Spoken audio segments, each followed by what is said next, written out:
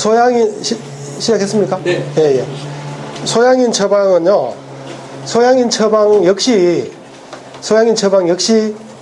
소음인 처방처럼 설사병과 열나는 병을 다스렸습니다. 요즘 말로 하면 냅둬버리면 죽는 병이에요. 사스나 뭐 메르스나 뭐 그런 뭐 친정플루 내지는 뭐 급성 열성 전염병이에요. 하여튼 설사도 하고 그 고열이 나고 폐렴으로 가고 막 이런 병들을 다스린 거예요. 이번에 메르스는 전부 그 폐렴으로 진행됐죠. 그래서 숨을 못 쉬어서 이제 말하자면 목숨을 잃게 되는데, 옛날에는 설사로 탈수로 많이 죽었어요.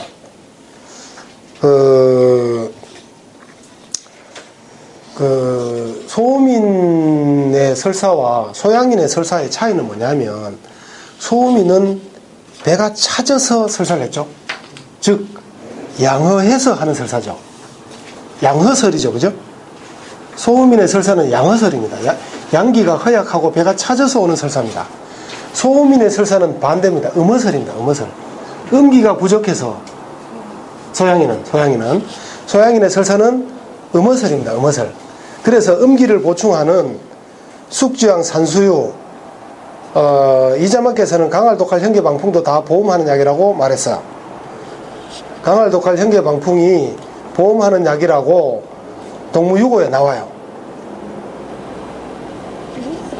복용택사도 차전자 이런 것도 전부 형방주황탕에 나오는 약물들이 전부 보험하는 약이라고 생각하셔도 무방합니다. 그래가지고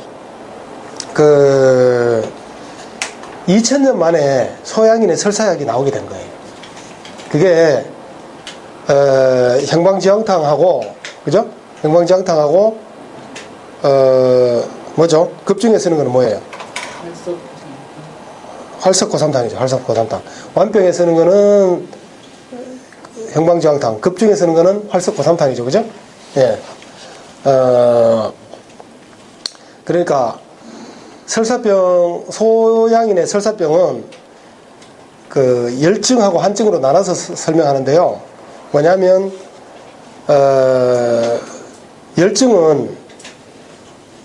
열증은 형방사백산과 그 다음에 뭐죠? 저령차전자탕.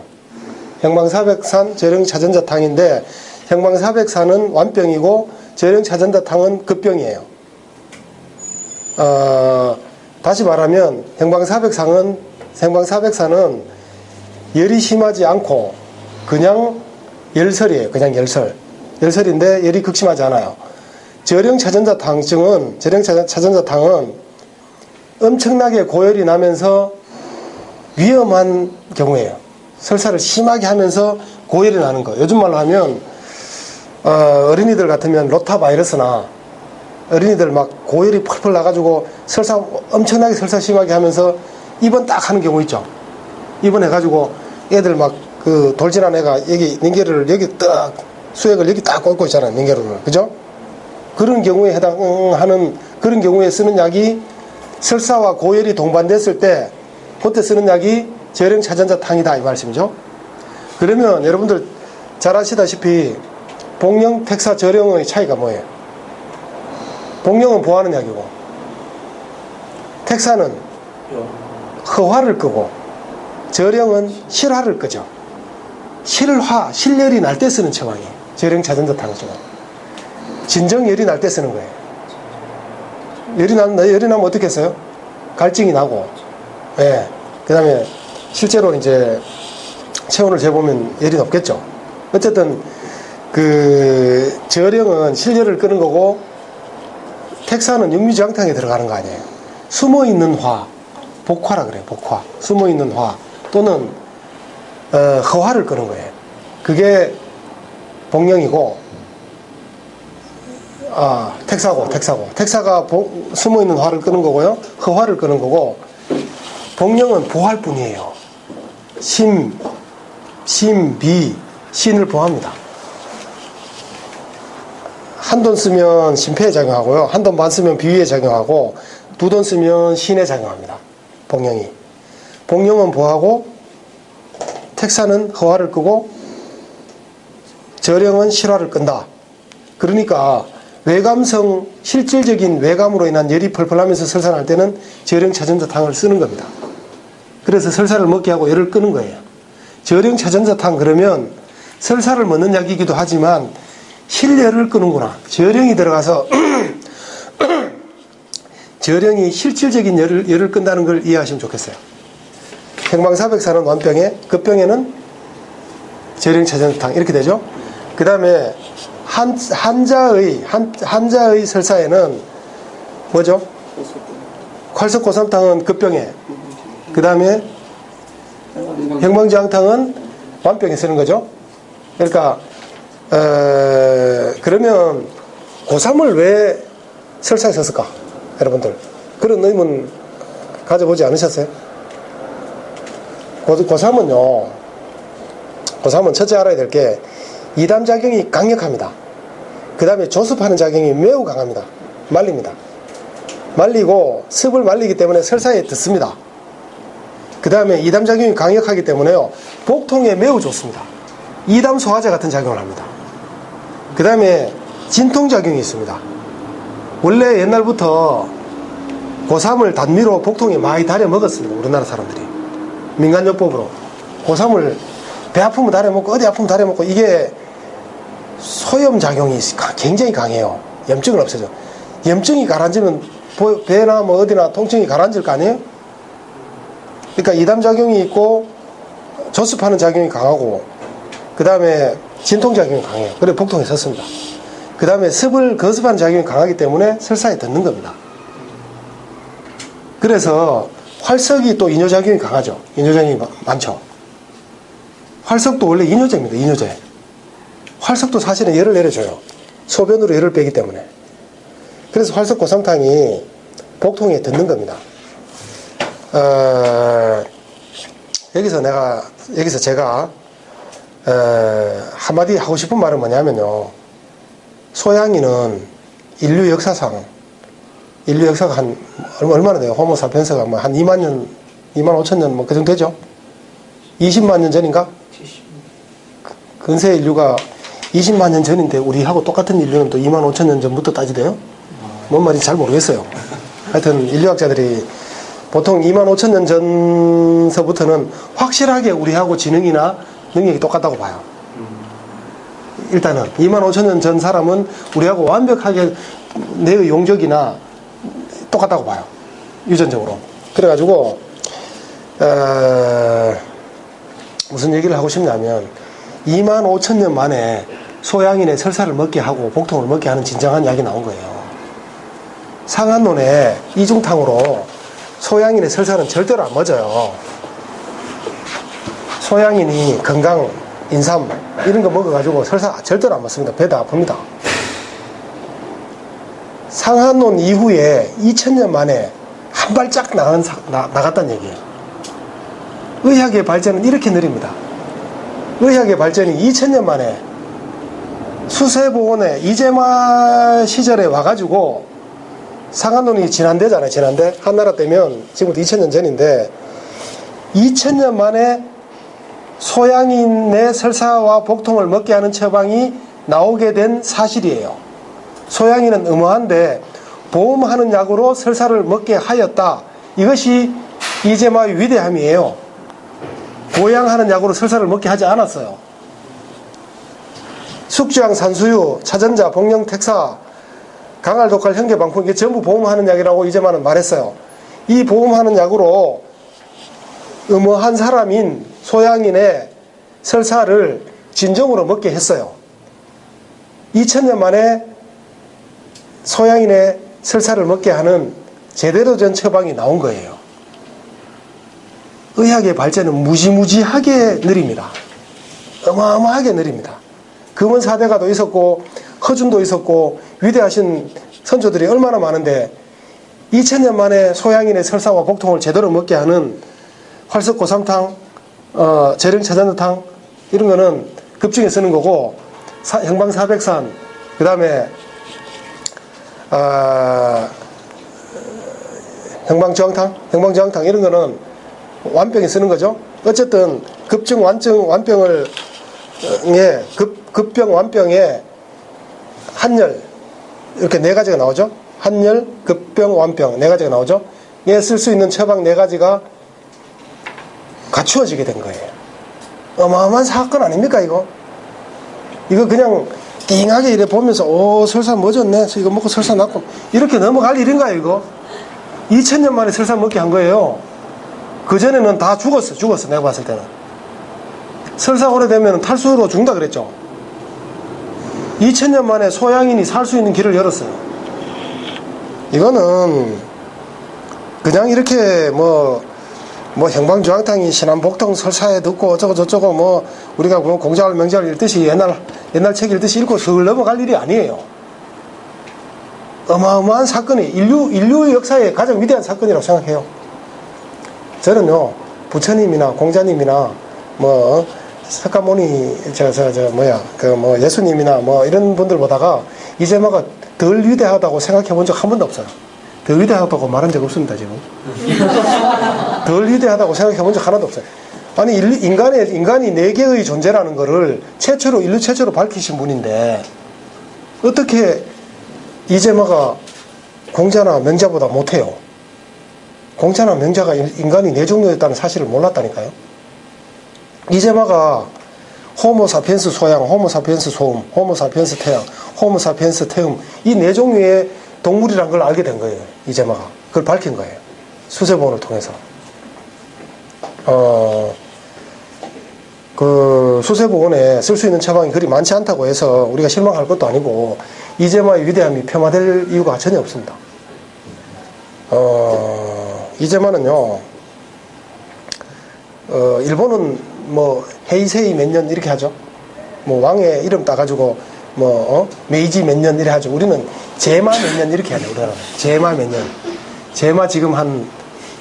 제마가 돌아가신 지가 한 120년, 115년? 115년쯤 될 거예요. 그러면 미국이나 유럽이나 서양 애들은 뭐 BC, 뭐 AD 이런 거 하고 우리는 이제 제마 115년 뭐 이런 거 하면 좋을 것 같아요. 저는 그걸 하기를 바라요.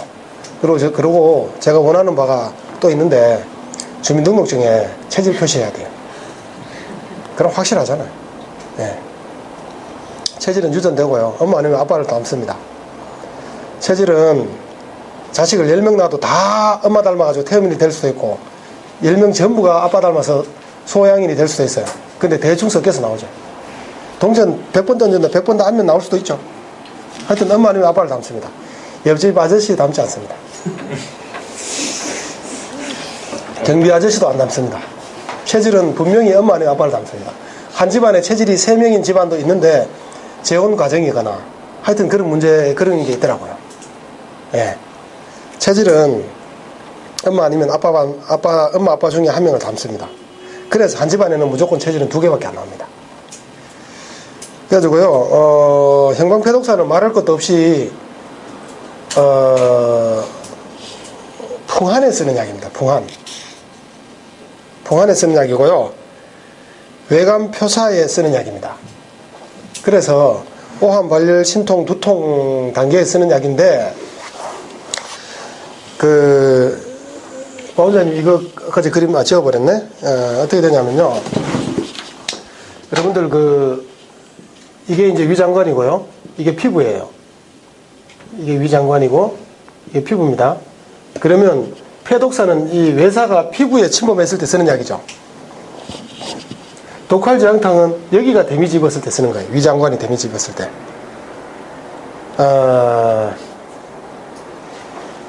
그 다음에 형방주황탕도 위장관에서 설사가 날 때 쓰는 약이죠. 그래가지고 어쨌든 외감표사는요, 형방패독산을 썼고요. 그 다음에 형방도적산이라고 나오는데, 이 결흉이란 말이 나오는데요. 형방도적산을 결흉에다 썼다 그랬거든요. 결흉에다 쓴다 그러는데, 결흉이란 말이 굉장히 모호한 표현이죠. 그죠? 상한론에도 결흉이 나오죠. 대함흉탕도 나오고, 결흉에 관한 이야기가 막 나오죠. 그러면서, 과루인이나 이런 거당하는 약들이 막 나오고 그러잖아요. 어쨌든 형방도적사는요, 제가 임상적으로 써보니까 이건 천식약이에요. 제가 몇 년 동안 천식으로 고생을 했는데 행봉도적산 열첩에 놔버렸어요. 그 다음에 재발됐는데 또 열첩으로 또 놔버렸어요. 그 이후로 10년간 재발 안 하다가 작년에 재발돼가지고 또 열첩 만에 또 놨어요. 저희 아버지가 평생 동안, 저희 아버지도 소양인인데 천식을 알아왔는데 행봉도적산 20첩으로 놔버렸어요. 그 다음에 재발돼가 또 20첩으로 놨어요. 해마다 거의 요즘 재발되는데 지금 90 다 돼가죠. 재발되면 한 열흘이면 나아요. 깨끗이 나아요. 감기 끝에 이제 약을 제대로 안 써드리면, 약을 제대로 못 쓰면 천식으로 넘어가요. 근데 어쨌든 행방도적산이 아니었으면 저희 아버지는 제가 어릴 때도 그 천식 때문에 맨날 염산 에페드린을 먹었어요. 양약. 마황, 가짜 마황, 염산 에페드린. 원래 오리지널이 마황 추출물 에피드린을 먹으면 좋은데 마황 추출물이 비싸가지고 화학적으로 합성한 게 염산 에페드린이에요. 기관지 확장작용은 똑같이 있어요. 어쨌든 행방도적산은 저희 집안을 살린 약입니다. 저도 천식으로부터 벗어났고요. 행방도적산 때문에. 그 다음에 12미주황탕 설명해 드릴게요. 12미주황탕은 음허오열이라고 나와요. 오열. 오열이 뭐냐면 자촉인면 진사 오미 할 때 오예요. 오. 그러니까 오후열이라 이 말이에요. 어쨌든 음허열이죠. 음허열. 이런 게 대부분 어떨 때 나타나요? 결핵이 있을 때 많이 나타나요. 음허오열 이런 게. 그래가지고 이거는 육혈에서 육혈 토혈에 쓰는데, 그래가지고 상부에 작용하는 현계방풍만 들어가요. 현계방풍만 들어가고 강할 독할은 안 들어가요. 예. 그 지황벽호탕은요. 지황벽호탕은 이게 이제 얼핏 보면 승기탕처럼 보여요. 승기탕처럼. 지황벽호탕이 변폐됐을 때 쓰는 승기탕처럼 보이는데 이게 기가 막히게도 풍열 범폐에 기가 막히게 잘 됐습니다. 무슨 말이냐면 풍한증에는, 그죠? 풍한으로 인한 외감에는 패독산을 썼죠. 아까 전에 얘기했잖아요. 그러니까 감기 초기에는 패독산을 쓰고, 감기가 오래돼가지고 가래, 기침, 콧물 내지는 상기도 감염으로 넘어갔으면 지황벽호탕을 쓰면 잘 들어요. 석고가 5돈에서 한 양 쓰라고 돼 있어요. 저는 보통 5돈 넣어서 쓰는데, 태음인의 갈근 승기탕이라는 처방도 나오는데요. 이게 전혀 변비에 안 듣습니다. 이름이 승기탕이라 가지고 꼭 변비에 들을 것 같은데, 갈근 승기탕이 전혀 변비에 안 들어요. 배만 아파요. 변비에 쓰면. 갈근 승기탕이 열이 날 때 쓰면 열이 확 꺼지면서 설사가 안 나요. 그러다가 열이 다 꺼지고 나면 그때부터 설사가 나요. 갈근 승기탕을 3일치를 줬는데, 또는 5일치를 줬는데 이틀 먹고 3일째부터 설사 난다. 그러면 감기가 나았다는 소리. 열이 다 나갔다는 얘기. 열이 있는 동안에는 절대로 설사가 안 나요. 열이 다 빠져나가고 나면 그때부터 설사를 하는 거예요. 이해되시죠? 그래서 지황벽호탕도 그렇고 갈근 승기탕도 그렇고 이게 설사시키는 약인 것 같은데, 사하제인 것 같은데 절대 사하제가 아니고 감기약이라는 사실이 중요합니다. 이해하셨죠? 이거는 항상 한의원에 다려놔야 돼요. 태음인의 한열 불문하고 갈근 승기탕 먹이면은요, 열이 떨어지고 환자는 설사하면서 낫고 열자는 설사 안 하면서 낫고 그래요. 설사 한번 하면 어때요? 감기 금방 낫는데. 지황벽호탕도 한열 불문하고 쓰면 돼요. 열자는 아무런 문제 없이 잘 낫고, 저는 열자거든요. 소양인 열자예요. 저는 아무 문제 없이 감기가 잘 나요. 소양인 환자인 사람은, 여기 소양인 환자가 없네. 소양인 환자인 사람은 약간 변을 물겨보거나 설사가 나면서 나요. 설사 한번 하고 감기 나오면 되죠. 뭐. 예. 배 하나도 안 아파요. 그 다음에 양독벽호탕은요, 양독발반이라 그래요. 양독발반. 무슨 말이냐? 외감으로 인해서 고열이 나다가 피부에 열꽃이 핀 거예요. 그래서 이것도 현계방풍이 들어가요. 아, 현계방풍 아니다. 맞다. 현계방풍 들어가죠. 맞다. 예. 현계방풍이 들어가고요. 지황벽호탕은 양명부에 작용해야 되기 때문에 방풍독칼이 들어가요. 양명부에 작용하는 거는 여기에 작용하는 거죠. 보시죠. 여기에 작용하는 겁니다. 양명부에 작용하는 약은 독할지향탕하고 지향백호탕이에요. 독할지향탕하고 지향백호탕인데, 지향백호탕은 외감약이라 그랬죠. 감기약이라 그랬죠. 독할지향탕하고 지향백호탕의 공통점이 방풍독할이 들어가요. 그래가지고 둘 다 위장관에 작용되게 됩니다. 그 다음에 독할지향탕은 여러분들 너무나 잘 알죠. 독할지향탕은 식체 비만에 쓰는 약인데요. 식체 비만에 쓰는 약인데 숙주약 4돈으로 가지고 위장병을 치료했다는 거 아닙니까? 산수유 2돈, 복용택사 1돈 반, 방풍, 독활, 목단피 이렇게 되는데, 여기서 제일 핵심은 목단피입니다. 목단피. 목단피가 시굴에 듣습니다. 목단피를 시굴 식체에 썼다는 이야기가 신농본초경부터 나와요. 신농본초경부터 시굴에 쓰는 이야기가 나와요. 목단피가 위장약이에요. 단 소음인에게 쓰면 설사나겠죠? 태음인에게 써도 설사나겠죠? 소양인이 먹으면 기가 막히게 속이 편해지면서 설사 전혀 안 나요. 그래서 목단피를 찬약이라고 하면 안 돼요. 목단피는 성질이 평입니다. 평. 한열 모두에게 쓸 수 있고 시굴을 없애는 약입니다. 그 다음에 독활이 리에 듣고 강활이 표에 듣는 건 알죠?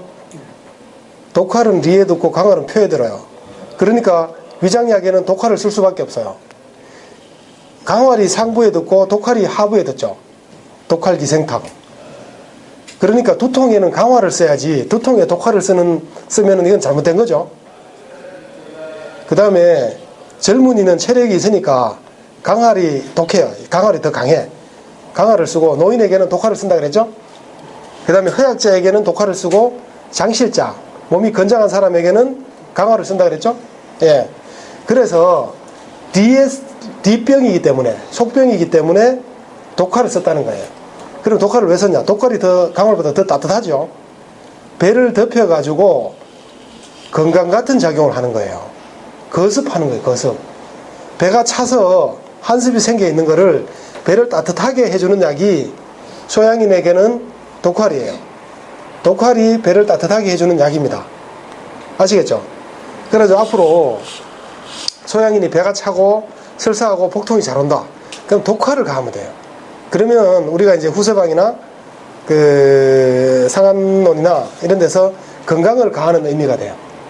소양인에게 독활을 넣어주면 건강을 가하는 의미가 되고, 목단피를 넣어주면 뭐 산사나 뭐 메가나 이런 거하고 거의 같은 의미로 생각해도 좋습니다. 예. 근데 조금 다르긴 다른데, 곡식을 발효한 거는 탄수화물을 분해한다 그랬죠? 산사나 미우도나 오미자나 그 다음에 산수유 같은 이 과일에 들어있는 유기산은 그 육류의 단백질 체인을 끊어요. 그래서 오미자, 산수유, 그 다음에 산사, 미우도 이런 신맛 나는 과일들이 전부 육식을 소화시킬 수 있는 능력이 있어요. 과일의 유기산이 소화제예요. 근데 육체에 잘 되는 거예요. 육체에. 밥 많이 먹고 떡 많이 먹어서 탈난 거는 곡물을 발효한 걸 해야 돼. 고가, 메가, 신고. 네. 그렇게 되고요. 형방지황탕은 제가 누누이 얘기했다시피 설사약이죠. 태음병 약이죠. 태음병. 밥은 먹으면서 설사하는 게 태음병이라 그랬죠? 네. 요거 아시면 소양인 편은 끝난 겁니다. 요거 알고 소양인 편을 읽으시면 이해 안 될 게 하나도 없습니다. 그리고 경분 들어가고 뭐 이런 처방들은 지금 수은제적에서 쓸 수도 없는 일이고 쓸 일도 없습니다. 그리고 주사 이곤찬 뭐 이런 거 소아마비 경기에 쓰는 건데 주사 같은 거 이런 거 쓰지 않는 게 좋습니다. 예. 목통 대한탕, 목통 5돈 들어가고 하는데요. 부정에 쓴다 이렇게 됐는데 목통도 유지일 선생님이 이게 태음인약으로 밝혔죠. 태음인약이 맞습니다. 그리고 목통에 대해서 알아야 될 게 뭐냐면요. 어혈을 없애는 파워작용이 있다는 것을 이해하면서 처방들을 보시면은 많은 게 이해될 겁니다. 그 다음에 태음인의 병적 양리를 설명하겠습니다. 예. 태음인의 병적 양리는 서양인보다 더 간단해요. 소음인이 제일 복잡하고, 소음인을 이해했으면 수세보온의 3분의 1을 안 거예요. 그럼 수세보온을 아는 거는 뭐냐? 사상의학에서 한 1%를 이해하는 거예요. 1%. 사상의학에서 1% 정도 이제 조금 수세보온을 완벽히 독파했다, 이해했다. 그러면 사상의학 공부에서 1% 아는 거예요. 1%. 1% 이하. 공부할 게 너무나 많아요. 본초도 많이 알아야 되고, 변증도 알아야 되고, 체질 감별해야 되고, 한열 감별해야 되고. 태음인의 병증 양리. 태음인도 마찬가지예요. 마황 발표탕을 썼어요. 외감이죠. 마황탕에다가 이제 밖에서 탁 보니까 마황탕 쓸 거면은 길경세돈 너가 쓰자. 확 올리자. 지난번에 땀날 때는 소음인 편에서 환기세돈 너가 썼죠? 환기 게시탕에서 화끈하게 환기세돈 너가 땀 막아버리자. 여기서는 길경세돈 넣어가지고 그냥 해결하려고 한 거예요. 그러니까 당연히 마황발표탕은 폐독산 같은 약이고 외감 표사에 쓰는 약이에요. 그 다음에 한다열소탕은 뭐냐면요, 이거 많이 써야 됩니다. 한다열소탕은 한의원에 평소에 달여 놓는 게 좋습니다. 태음인 열자에게는 쓰면 안 되고, 한자에게, 마원장님 같으면 한자죠. 그러면 태음조이탕에다가 오미자 석창포가 빠지고 황금이랑 뭐가 들어갔죠? 보자. 아이고, 황금하고 행인이 들어갔네요. 그래가지고 이게 오한발열 신통 두통 단계를 지나서 상기도 감염으로 딱 갔을 때는 한다열소탕을 쓰면 돼요. 듣게 생겼잖아요. 황금 행인이 들어갔으니까. 그죠? 그 다음에 의인하고 건율은 어떤 작용을 하냐면요, 건율은 건비하고 보비하고 온중해요. 배를 따뜻하게 하고, 그러면서 보신하는 작용을 해요. 그래가지고 저는 옛날에 맨 처음 수세보온을 쭉 이렇게 볼 때 조이승청탕증에 보면 퇴각무력이라는 말이 나오는데, 퇴각무력이 왜 나오는지 모르겠더라고요. 왜 이게 퇴각무력이 됐는지. 다리에 힘없는 노인들은요, 밤을 한 마리를 삶아 먹으면 힘이 돌아간다 그래요. 옛날에 그런 말이 있어요. 건율이, 밤이 하지무력의 최고의 약이에요. 그래서 조이승청탕에 건율이 세돈 들어가는데, 그래서 조이승청탕에 퇴각무력이라는 주치증이 성립되는 거예요. 말이 되는 거예요. 그리고요, 태음조이탕은 그야말로 위장을 따뜻하게 하는 약이죠. 근데 위장을 따뜻하게 하고 소화를 잘 시켜주고 뭐 그렇다고 생각하면 되는데, 마황이 들어간 거는요, 사실은 좀 잘못된 겁니다. 마황은 위장약이 절대로 아니죠. 외감약이죠. 근데 마황이 그럼 왜 들어갔느냐? 아까 제 후세방 인삼양위탕이나 그 소음인의 향사양위탕처럼 외감을 전제로 한 처방이에요. 태음조이탕이. 그래서 일반 위장병에 쓸 때는 마황을 빼야 됩니다. 태음조이탕에다 마황을 빼는 게 핵심입니다. 마황을 빼고 써야 되고요. 태음인의 위장병에, 태음인 환자의 위장병에 마황을 빼야 되고, 맹문동도 빼야 됩니다. 맹문동도 성질이 찹니다. 천문동은 더 차고요. 맹문동도 설산할 우려가 있고, 맹문동은 성질이 차기 때문에 맹문동도 빼야 되고요. 대신에 산약을 초에서 넣으면 잘 듣습니다. 저는 그렇게 씁니다. 이해되시죠? 외감약인 마황은 당연히 빼야 되는 거고, 위장병에. 외감에서부터 전변돼서 병이 들어왔기 때문에 외감을 전제로 이렇게 생각하기 때문에 마황이 있었던 거예요. 태음조이탕에. 우리가 그냥 위장병에 쓸 때는 마황을 빼고 써야 되고, 맹문동도 찬약이기 때문에 빼야 되고요. 산약을 쓰면은 비위를 엄보하고 매우 좋아요. 산약도 그냥 쓰면 안 돼요. 초해야 돼. 그냥 쓰면 보신하는 작용을 하고요. 초를 하면 비위로 귀경이 비위로 가요. 이해되셨죠? 네. 그 다음에 청심연자탁은요, 앞도 뒤도 없이 처방만 턱 수세보온에 기재되고 주치증이 설명이 없어요. 그래가지고 이거는 사실은 한증에 쓰기도 애매하고 열증에 쓰기도 애매하고요. 허증도 아니고 실증도 아니에요. 한열 허실이 다 섞여 있는 처방이라서 순일하지 못합니다. 사실은 순정하지 못해요. 그래가지고 그 유지열 선생님이 썼는 그 새로 쓴 사상의학에 보면 이 빠져 있어요. 위원장님이 왜 뺐는지 난 알 것 같아요. 빼는 게 당연해요. 순일하지 못해요. 환자에게서 쓰기도 곤란하고 열자에게 쓰기도 곤란하고 허증약도 아니고 실증약도 아니에요. 황금도 들어갔는 데다가 석창포도 들어가 있고 뭐 이러는 거예요.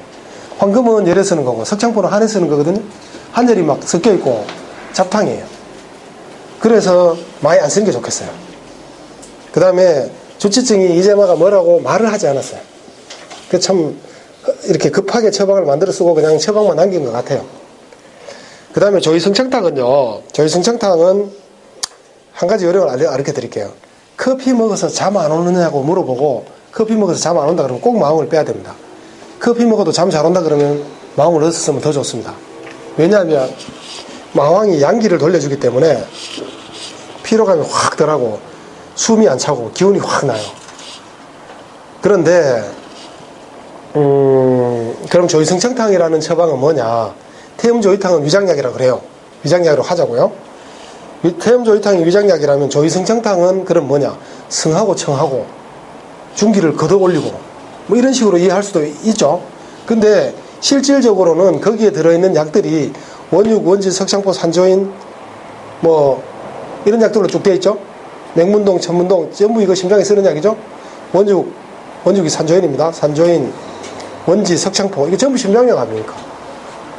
그러니까 이게 태음인 환자의 칠정을 다스려주는 약이라고서 생각해도 좋습니다. 그 다음에 정신과약이 들어가 있는 약이라고 생각해도 좋고요. 심장약이 들어가 있는 약이라고 생각해도 좋습니다. 조이성창탕은 태음조이탕에다가 정신과약 내지는 심장병 약이 더 들어간 약이라고 생각하면 좋습니다. 이때요, 심장이 안 좋을 때 쓸 때는 산약이나 백자인을 더 넣어서 쓰면 더 좋습니다.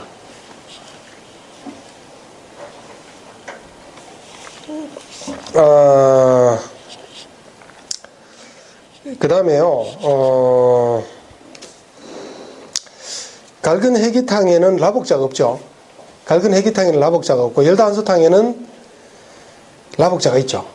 그 열다한소탕은 라복자가 말하자면 비위로 작용하잖아요. 비위로 작용하니까 비위를 전제로 약을 만드는 거고, 갈근 해기탕은 외관 표사를 전제로 만든 처방이에요. 근데 갈근 해기탕이 되게 안 들어요. 위장병 그 외감에 정말 안 듣고 갈근 승기탕이 기가 막히게 잘 들어요. 감기에 갈근 해기탕 절대로 쓰지 마세요. 안 듣습니다. 열다한소탕요, 이거 제발 쓰지 마세요. 앞으로 영원히 쓰지 마세요. 죽을 때까지 쓰지 마세요. 수지초흑 반창병에만 쓰세요. 수지초흑 반창병이란 게 뭐냐면 지금 같으면 버거스 디지즈 같은 거예요. 버거스병. 손이 막 짓물고 막 이렇게 버거스병이 증상이 어때요? 막 이렇게 탈저 뭐 이런 거죠. 예, 막 이렇게 막 염증이 막 이렇게 짓물고 이렇게 손발에 막 염증이 막 이렇게 혈관이 맥혀서 그런 거죠. 혈관이 맥혀가지고 혈관이 썩는 거죠. 혈관이 맥혀가지고 썩는 거죠. 그때는 이재마가 재미를 많이 봤어요. 효과 제대로 봤어요. 그래가지고 수지초흑 반창병에서 대박 나는 바람에 오만 병에 다 썼어요. 오만 병에 다 썼는데 결과가 뭐냐면 다 삑살이야. 이재마가 얼마나 동무 이재마께서 이 정말 솔직하고 정말 대단한 분이냐면 다 삑살이 났다가 다 기록해놨어요. 수지초흑 반창병 외에는 다 안 들었어요. 일일이 다 기록해놨어요. 이런 내용은 정영재 원장이 정말 잘합니다. 수지초흑 반창병에서 재미 한번 보고 막 오만 태음이나 여러 가지 병증이 좋았는데 다 안 들었어. 다 실패야. 그런데 한방병원에 중풍 환자들한테 열다한소탕 많이 쓰죠. 그러면 황금은 밥을 못 먹게 하는 약이에요. 부교감을 억제하고 교감을 항진시켜가지고 호흡기 질환에는 천식이나 비염에는 아주 좋은 약이고 황금이 부교감을 억제해가지고요 위장관으로 혈류를 억제해가지고 장운동이 억제돼 버려요. 그 설사에는 잘 듣겠죠. 설사는 장운동을 억제해야 되니까. 황금이 설사에는 듣지만 배변을 억제해요. 변이 안 나오게 하고 밥을 못 먹게 해요. 밥맛이 떨어지게 해요. 대변 안 나오게 하면 되겠어요? 황금이 한 돈도 아니고 2돈이나 들어가요. 고본이 2돈 또 들어가요. 고본이 또 설사약이에요. 고본이 설사약이고 한습을 몰아내는 약이고 지사제예요. 지사제 고본이 실제로. 그래가지고 고본을 먹이고 황금 2돈을 먹인다는 거는 열대한소탕에 황금 고본이 2돈씩 들어가잖아요. 열대한소탕을 먹인다는 거는 중풍 환자가 대변 못 보고 밥 못 먹게 하고 장운동 안 되게 하는 약이에요. 이걸 한방병원에 쓰면 되겠어요?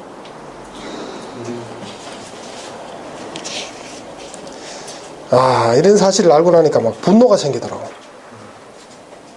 야, 진짜 이게 본초를 몰라도 이렇게 모를 수가 있나. 황금을 쓰면 밥이 안 들어가는데 밥 못 먹게 하고 대변 안 나오게 하고 그래 놓고 그죠? 장운동 억제시키고 그래 놓고 대변이 안 나오니까 대황을 또 넣어. 그래가지고 그걸 이름하여 청심연사탕? 청패사간탕? 참 한심하게도요, 아쉽게도요, 청패사간탕은 청패도 안 하고 사간도 안 해요. 변 안 나오고 장운동 억제시켜 놓고 강제로 대변 나오게 하니까 뭐라고 하면 좋겠어요. 지사제와 설사약을 동시에 먹여가지고 배 아파 뒤지게 하는 약이에요.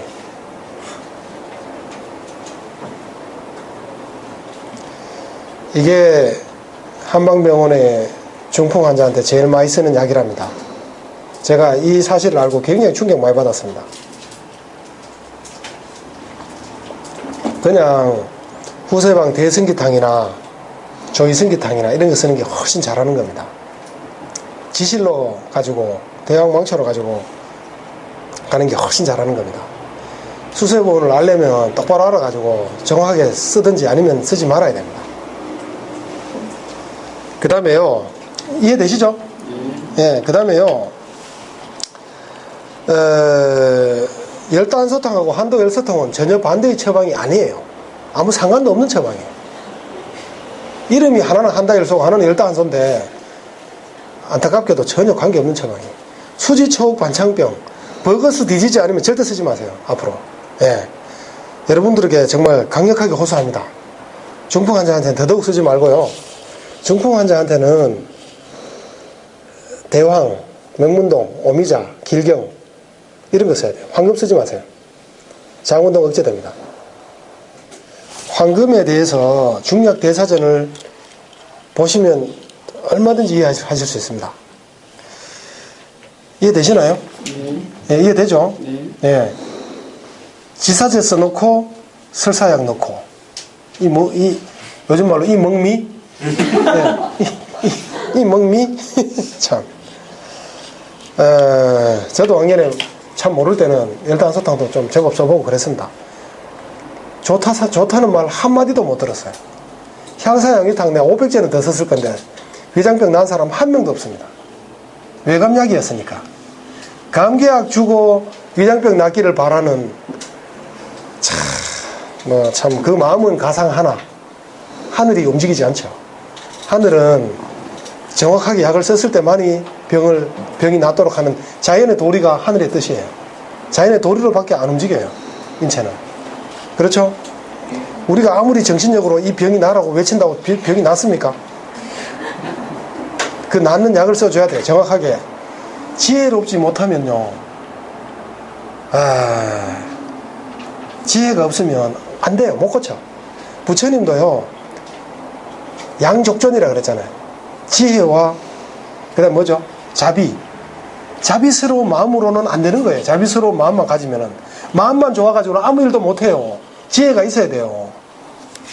자비만 있으면 사람은 좋은데 아무 일도 못해. 무능이야, 무능.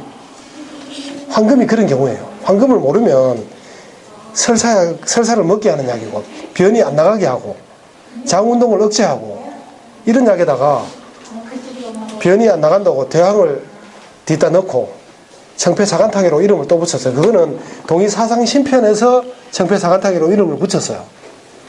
전혀 청패도 안 하고 사간도 안 합니다. 폐하고 관계도 없고요. 간하고도 관계 없습니다. 마황정천탕이라는 처방이 나오고 마황정통탕이라는 처방이 나오죠. 마황정천탕은 태음인 환자의 천식에 잘 듣습니다. 마황탕의 변방이고요. 태음인 환자의 천식에 마황이 3돈 반 들어가는데 매우 좋은 처방입니다. 천식 있으면 됩니다. 소양인의 천식은 뭐라 그랬죠? 도적산, 형방도적산 쓰면 되죠. 마황정통탕이라는 게 있어요. 마황정통탕. 이것도 마황을 대량으로 쓰는 처방인데 통증을 진정시킨다는 뜻이에요. 정통탕이.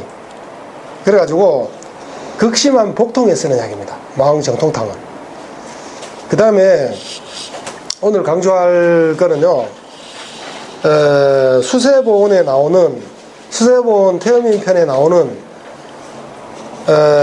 녹용대조탕이나 녹용대보탕을 보약으로 알고 쓰지 마세요. 이것도 외감약입니다. 수세보온은 처음부터까지 계속 외감약입니다. 마황정통탕은 천식약이고 마황정통탕은 복통약이고요. 통증을 진정시키는 복통약이고요. 정통탕은 방금 내가 뭐 얘기를 하려고 그랬나? 녹용대보탕은요, 한자의 기침약이고요. 녹용대조탕은 열자의 기침약이에요. 한자의 기침약인데, 한다열수탕은 초기에 잘 듣거든요.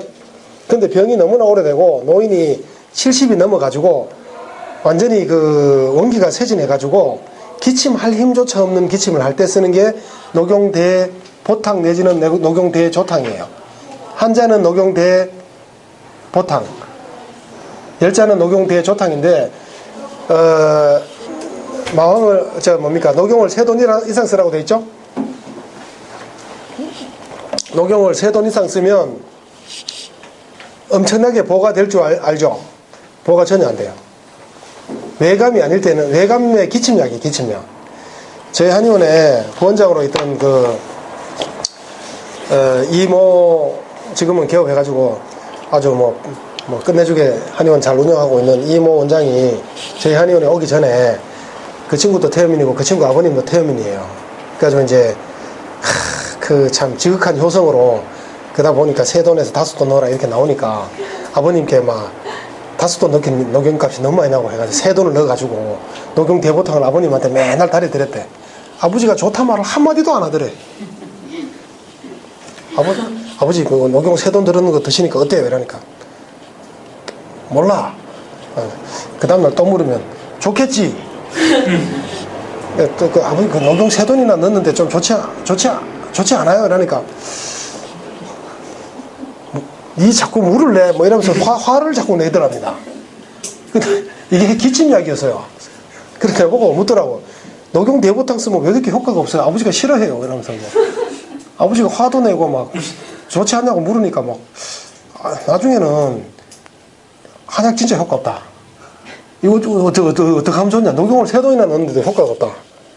야, 어떻게 된 거냐? 그러더래요.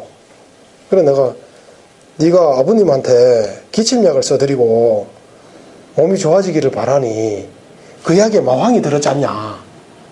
마황이 들어있거든요. 녹용대보탕에. 마황과 녹용을 같이 쓴 거예요. 제가 80 넘은 노인 온 가족이 모여가지고 이제 감기가 너무 오래돼가지고, 노인들 감기 오래 하면 죽잖아요. 심하면 죽어요. 진짜로 많이 죽습니다. 대부분 폐렴으로 죽어요. 노인들이. 중풍 환자들도 폐렴으로 많이 죽습니다.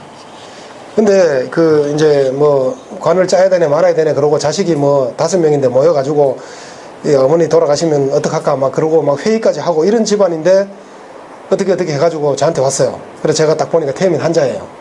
그래가지고 녹용 대보탕을 그때도 제가 3돈밖에 안 넣었어요. 5돈 넣어야 되는데. 그래가지고 약값을 왕창 받았죠. 20첩 지어주고 그거 먹고 싹 살아났어요. 아직도 우리 한의원에 침 맞으러 와. 그래가지고 몇 년 뒤에 또 한 3년 뒤에 또 기침 또 해가지고 녹용대보탕 또 지어갔어요. 녹용세돈 넣고. 물론 그때 대학값은 비싸게 받았죠. 아들들이 막 와가지고 또 돌아가시는가 싶어. 할머니 아직도 침 맞으러 다녀. 그러니까 변비가 있는 열자에게는 녹용대조탕을 쓰면 되고요.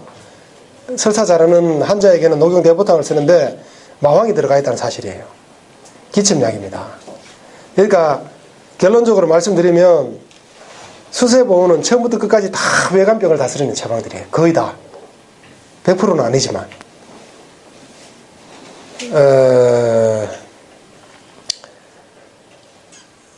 녹용대보탕은 아무런 보하는 작용이 없다. 이게 핵심입니다. 녹용대조탕도 전혀 보호가 안 되고 원기를 돕지 못한다.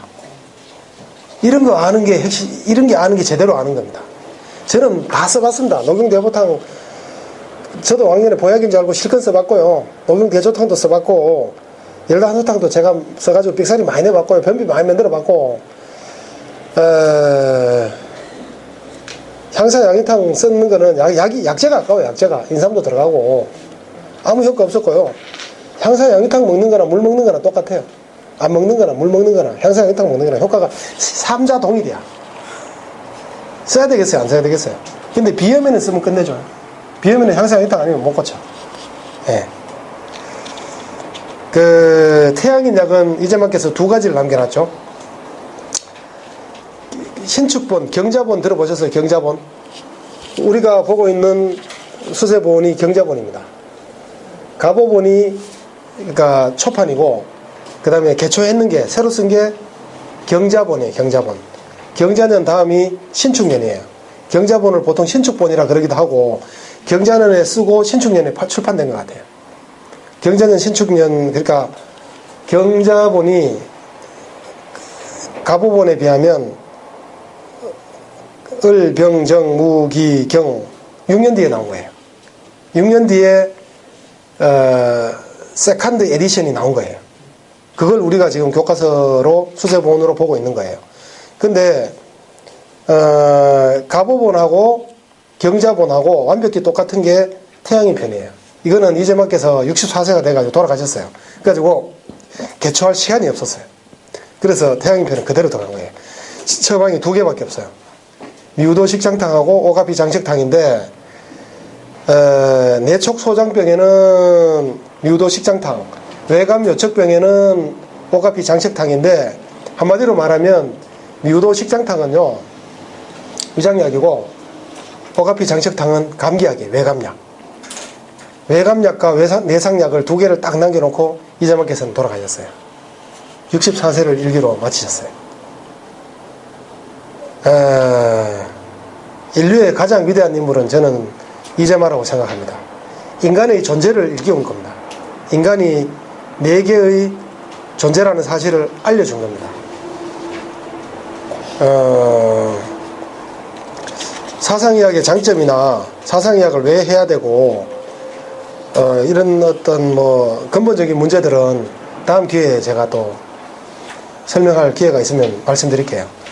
그리고요, 그냥 이거 예담으로 들어주시면 좋겠는데, 체질을 영어로 뭐라 그래요? 체질을?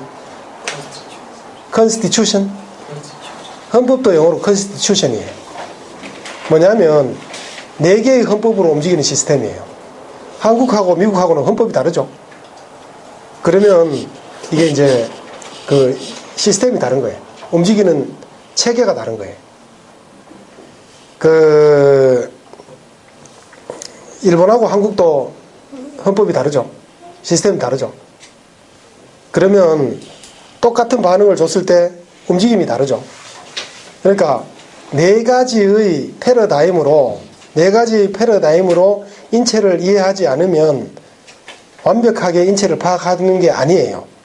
그리고요, 이재마가 동의수세본 맨 처음에 썼는 말이 뭐예요? 맨 첫 글자가 뭐예요? 천기유사예요. 우주의 프레임워크는 4개다 이렇게 말하는 거예요.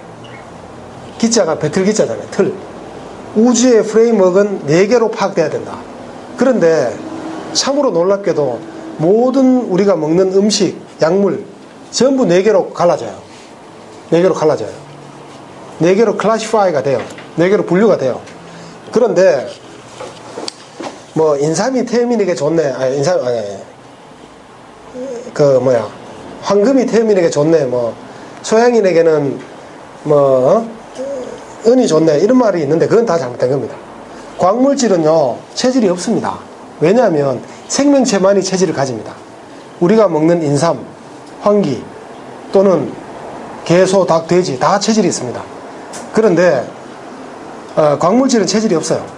왜냐? 생명체가 아니기 때문에. 단 우유에서 뽑아낸 유청칼슘은 태음인 거예요. 우유는 소라는 생명체에서 나온 거기 때문에 그래요. 돼지뼈의 칼슘은 소양인 거고 소뼈의 칼슘은 태음인 거예요. 그러면 칼슘은 어느 체질 게 아니에요. 그렇죠? 소뼈 속에 들어있는 인은 태음인 거고 돼지뼈 속에 들어있는 인은 그죠? 인피잖아요. 그죠? 이거는 소양인 거예요. 그렇다면 인이라는 원소는 어느 체질 게 아니에요. 금은 어느 체질 게 아니에요. 그래서 석고는 저는 어느 체질이나 써도 좋다고 생각해요. 생명체에서 나온 게 아니고 광물질로 캔 거니까. 소금이 어느 체질 거 아니에요. 망초도 어느 체질 거 아니에요. 그 다음에 활석 이런 것도 어느 체질일 게 아니라고 생각해요. 생명체의 게 아니기 때문에 어느 체질이나 써도 좋다고 생각합니다. 저는 앞으로 제가 생각이 달라질 수도 있지만 지금 현재로서는 광물질은 체질적 속성을 가지지 않는다. 어느 체질 게 아니다. 단 생명체에서 뽑았는 거는 체질의 속성을 띈다. 그죠? 소에서 뽑았는 유청칼슘은 소에서 뽑았는 그 우유에서 뽑았는 유청칼슘은 태음인 거죠. 그래서 광물질인 황, 뭐 수은제제, 뭐 홍영사, 백영사 이런 거 어느 체질까라고 할 수가 없다라고 지금 생각합니다. 요 내용을 오늘 지금 말씀드린 이 내용을 이해하고 수세보온을 보면 하루 저녁에 다 이해할 수 있을 겁니다. 이걸 모르고 보면 백날 봐도 안 됩니다. 오늘 이걸로 마치겠습니다. 예, 감사합니다.